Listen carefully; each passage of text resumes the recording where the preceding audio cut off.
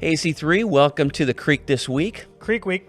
We're missing our intrepid partner, Dan. He's off vacationing this week. Vacation is so good. But so we're gonna go into the juicy subjects when he's not here, and we're gonna talk about sex today. So that's awesome. But yeah, this is actually kind of like your life, basically, in terms of youth ministry and students being immersed in a culture that is saturated with sex and technology uniquely amplifying the problem, isn't it? So talk a little bit about that, Alex. How is technology amplifying the problem of pornography and dysfunctional sex with students? Yeah, for sure. So we all know about pornography. It's what is it? $3 billion business right now. Something crazy. Pornography is everywhere, and it's no longer just magazines. It is on this thing. And it's all over social media. It's all over. I was just telling you how Twitter. It's all over Twitter. It's all over all of these locations. And Snapchat even takes it like out of the realm of just videos Snapchat and stuff. It makes it real. Yeah, it becomes real. Now you're talking to humans. These are hookups with humans. Yeah. And so, working with middle school students, working with high school students, I'm seeing this everywhere. And actually, the latest statistics say that third graders, by the time you're in third grade, you have been exposed to pornography. Right. Wow. So in my era, back in the Mesozoic period, somewhere when the Earth was cooling, it was basically a scandal that we were saying the age of first exposure to pornography, and it was magazines. Was 13 years old.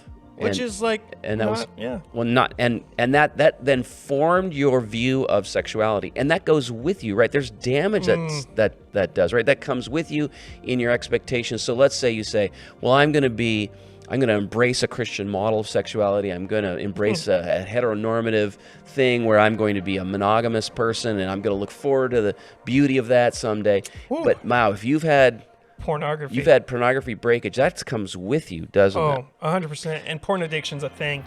And I'll have tons of resources for that during the elective that we're going to be teaching this coming Wednesday. Oh, sweet. May 4th. So May 4th. May 4th. What time? It will be at 6 p.m. to 7:30 p.m. here in the Orange Room. Okay. And it's called Adolescence, Sexuality, and Parenting. How many weeks does that go? 4 weeks.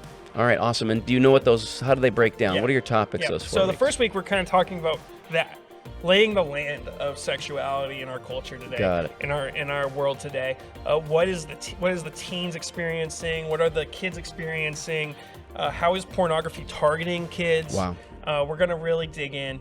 The next thing we're going to talk about is, hey, like we mentioned, technology is where it's at now. So how do I protect my kid from technology when myself, I may not understand it that well. Right. And so being a gatekeeper. Yeah. And as somebody who struggled with pornography, I have a lot of insight into the apps, into the things that can help you have these guardrails, right? Yeah. To keep you on track and to allow you to have healthy conversations with your kids.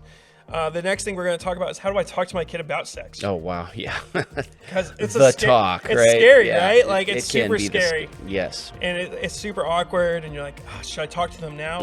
Well, dude, your kid's probably seen porn by third grade. Exactly. So it's probably about time you talk to your kid. Yeah. But one of the things for me, and I think a lot of people my age, is we wish that our parents would have talked to us more about sex after the talk.